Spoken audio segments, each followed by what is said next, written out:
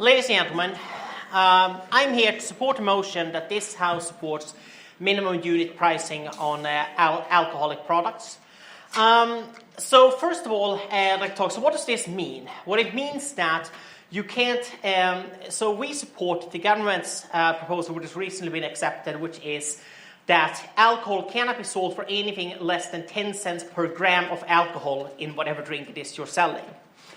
So I'm going to talk a little bit about, first of all, the fairness of this proposal and why this is fairer than, for example, increasing the duty tax. So why do we have a duty tax on alcohol in the very first place? Why? Well, it's because alcohol imposes a cost on society that society needs to be reimbursed for. Like, that's just fairness. But the truth is that the vast majority of drinkers don't really impose that much of a cost upon society. I mean, it just, if you have one glass of wine every week, you're not going to cost society anything. You're never going to need a liver transplant or anything like that. So it's a relatively small minority who are doing most of the damage.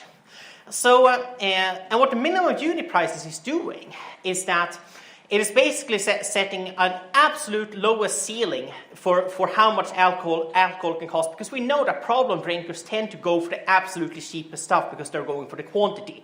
People who are alcoholics don't drink because, it's, the flavor or because to celebrate something other than celebrating that they survived another day of the sun rising. But that's just, no, but they go for the cheap and the strong stuff, and that is what the minimum unit pricing is targeting, and they are also the one. And this also means that they are the ones who will have to pay more under this proposal.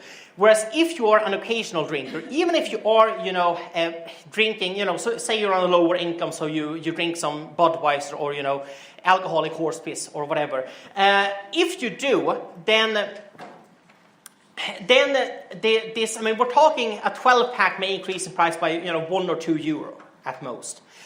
So it doesn't really matter as long as you're not drinking a 12-pack every day. You should be able to absorb that cost within your existing budget, probably. So whereas then with a duty tax increase, for example, if we go that path towards reducing alcohol consumption, well, everyone is going to pay, and everyone is going to pay even if we're talking about drinks that are, possibly stuff that you don't usually get drunk on, like champagne. There are very few alcoholics who drink that. So, second of all, I want to talk about the effect that this will have on the retail sector. So retail stores today very often use cheap alcohol to draw people in. They may sell alcohol at below the cost it takes them to buy it from the brewery.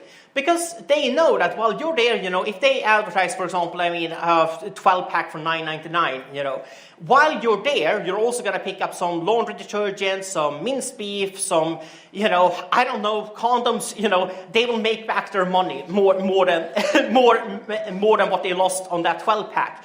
Except, of course, problem drinkers will simply go there and go, hey, sweet, pick up 12 packs, consume it within the next week. So retail stores will no longer be able to do that because there will be a price floor for alcohol. But retail chains will actually benefit, as will we as students. Because in the countries such as the UK, which has introduced minimum unit pricing, it's actually been a windfall for the retail industry.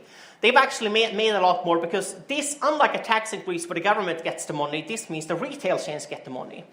And retail chains are, they're hyper-competitive. Even just in Maynooth, which is a really small town, we got 4 major stores and a couple of small ones.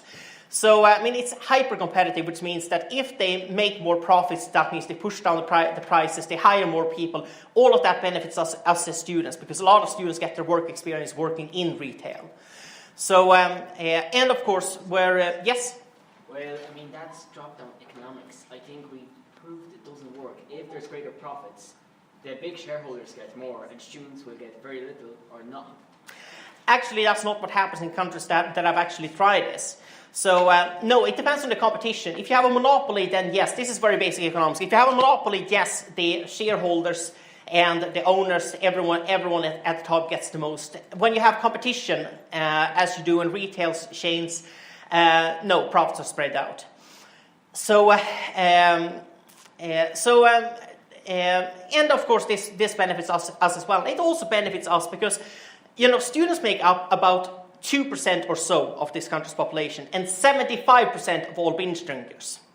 And other than that's not something to be proud of. I think the opposition has already revealed their true colors here. But yeah, binge drinkers are the other ones who would be hurt in general by this, because when you binge drink, again, it's normally the cheap stuff. So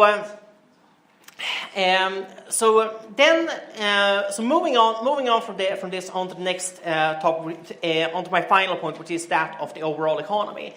The benefit of a minimum unit price is that you can't really pass it down, which means that with a duty tax increase, for instance, you can always, the producers could either eat it, in the terms that they take from their profits, in order to keep prices low, or retailers could eat that loss basically, or they could push down production costs, for example, reducing salaries, outsourcing to other countries, where production is cheaper, and so on. And of course, that all hurts rural Ireland, where most of the alcohol production is.